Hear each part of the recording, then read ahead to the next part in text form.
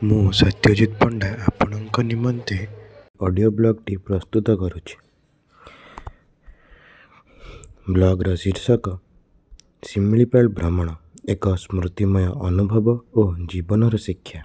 27/12/2025 ରାତି 11ଟାରେ ଆମେ ଭୁବନେଶ୍ୱରରୁ ଶିମିଳିପାଳ ପିକନିକ୍ ଯାତ୍ରା ଆରମ୍ଭ କଲୁ।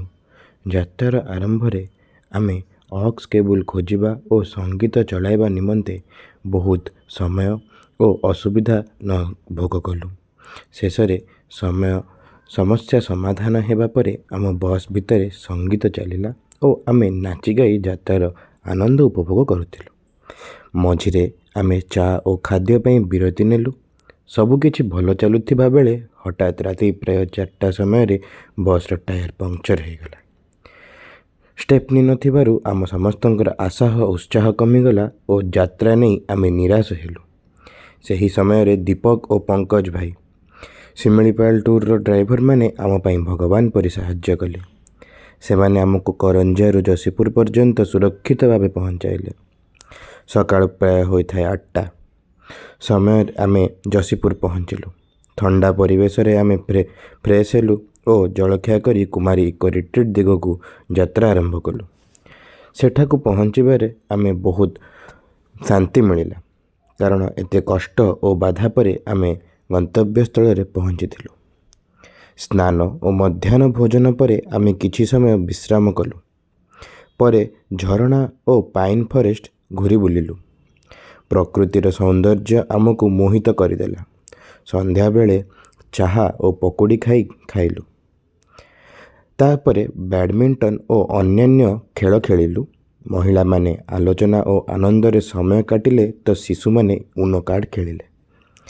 ପରେ ଆମେ ଓପେନ୍ ଏୟାର ଥିଏଟର ଜନଜାତୀୟ ନୃତ୍ୟ ଦେଖିଲୁ, ଯାହା ଆମ ପାଇଁ ଏକ ଅଲଗା ଅନୁଭବ ଥିଲା।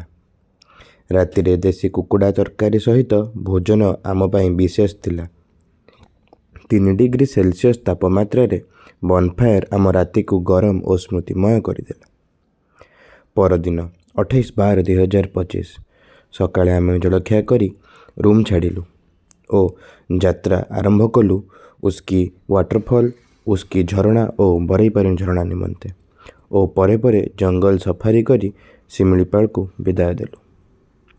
ଏହି ଯାତ୍ରାରୁ ଆମେ ଯାହା ଶିଖିଲୁ ତାହା ମୁଁ କିଛିଟା ପଦରେ କହିବାକୁ ଯାଉଛି।